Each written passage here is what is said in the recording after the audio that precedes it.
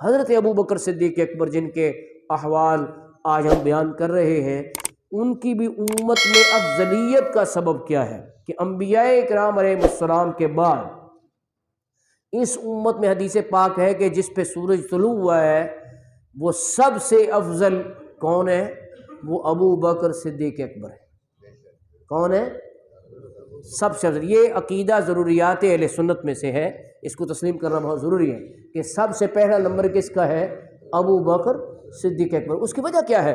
وجہ یہ فرمایا انما ہوا شیء وقر فی قلبہ، ان کے دل میں ایک چیز ہے جس کی وجہ سے وہ سب سے افضل ہو گئے، اور وہ دل میں کیا چیز تھی؟ وہ عشق مصطفیٰ تھا۔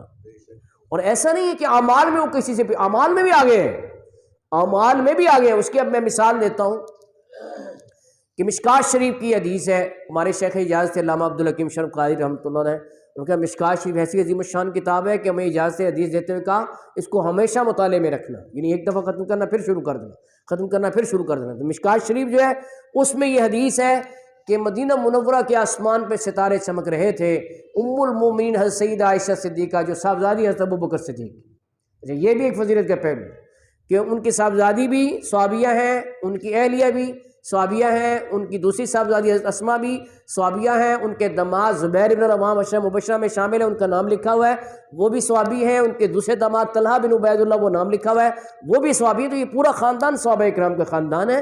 تو ام المومنین سیدہ عائشہ صدیقہ نے بارگاہ رسالت میں عرض کیا رسول اللہ آپ کی امت میں سے کوئی ایسا شخص بھی ہے کہ جس کی نیکیاں آسمان کے ستاروں کے برابر ہوں؟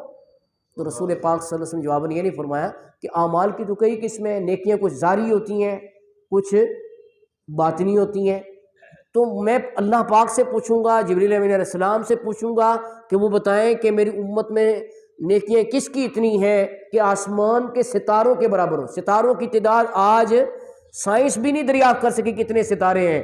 تو ام المومنین کا عقیدہ یہ تھا کہ نبی پاک صلی اللہ علیہ وسلم آسمان کے ستاروں کی تعداد بھی جانتے ہیں، اور امت میں وہ کون شخص ہے جس کی نیکیاں آسمان کے ستاروں کے برابر ہے یہ بھی جانتے ہیں۔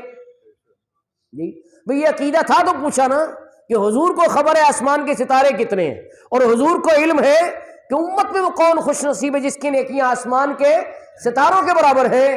تو جب یہ سوال کیا تو حضور نے یہ نہیں فرمایا میں پوچھ کے بتاؤں گا، آپ نے اسی وقت ایٹ اے ٹائم اسی وقت فوراً جواب دیا کہ ہاں وہ میری امت میں سے خوش نصیب شخص عمر بن خطاب ہے جو کہ آسمان کے ستاروں کی تعداد کے برابر نیکیاں رکھتے ہیں۔ حضرت ام المومنین کا خیال تھا کہ اس موقع پہ میرے والد صاحب کا نام لیا جائے گا، تو انہوں نے بارگاہ رسالت میں عرض کی این حسنات ابی بکر، میرے والد ابو بکر کی نیکیاں کہاں گئی؟ تو حضور نے مسکرا کے فرمایا کہ عائشہ عمر کی ساری نیکیاں ایک طرف اور ابو بکر کی ایک نیکی سب پہ بھاری ہے۔ اللہ اکبر، یا رسول اللہ، یا رسول اللہ، زندہ باد زندہ باد زندہ باد زندہ باد۔ ابو بکر ابو بکر ابو بکر ابو بکر، ذرا بلند آواز سے کہو نا ذرا، ابو بکر ابو بکر ابو بکر ابو بکر۔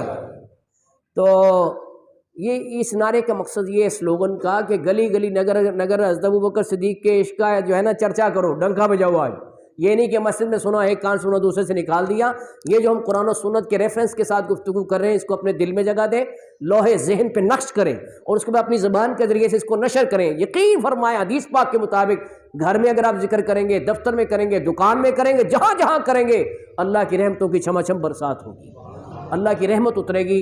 اور یہ آج کے دور کی ضرورت ہے کہ نحوستوں کے سائے سمٹیں اور رحمتوں کے سائے پھیلیں۔ اس کے لیے یہ چاہیے کہ ان اذکار کی محفلوں کو گھر گھر گلی گلی کوچا کوچا سجائیں۔ تو میں یہ عرض کر رہا تھا کہ ابو بکر صدیق نیکیوں میں پیچھے نہیں، اور یہاں پر کس نیکی کا ذکر ہے اس کا بھی تفصیل آئندہ جو میں ذکر کریں گے، ابھی تو وقت نہیں ہے۔ اور وہ نیکی تھی ہجرت کے سفر میں رسول اللہ صلی اللہ علیہ وسلم کے خطرات کے باوجود پہرا دینا اور ساتھ دینا۔ وہ نیکی ایسی تھی کہ حضرت عمر بھی کہا کرتے تھے اے ابو بکر میری ساری نیکیاں لے لو اور وہ مجھے نیکی دے دو ہجرت کی۔ تو آپ فرماتے تھے یہی نیکی تو میری زندگی کا حاصل ہے، جس کا ذکر سورۃ توبہ کی آیت نمبر 40 میں ہے، الا تنصروہ فقد نصرہ اللہ اذ اخرجہ الذین کفروا ثانی اثنین اذ ہما فی الغار اذ یقول لصاحبہ لا تحزن ان اللہ معنا فانزل اللہ سکینتہ علیہ وأیدہ بجنود لم تروها وجعل کلمۃ الذین کفروا السفلی وکلمۃ اللہ ہی العلیٰ واللہ عزیز حکیم۔ اس پہ تفصیلی گفتگو، لیکن یہ نیکی ایسی ہے کہ آپ فرماتے تھے کہ سب نیکیوں پر بھاری ہے، کبھی ایک نیکی جو ہے وہ ساری نیکیوں پر بھاری ہو جایا کرتی ہے، اس کا وزن اتنا ہوتا ہے۔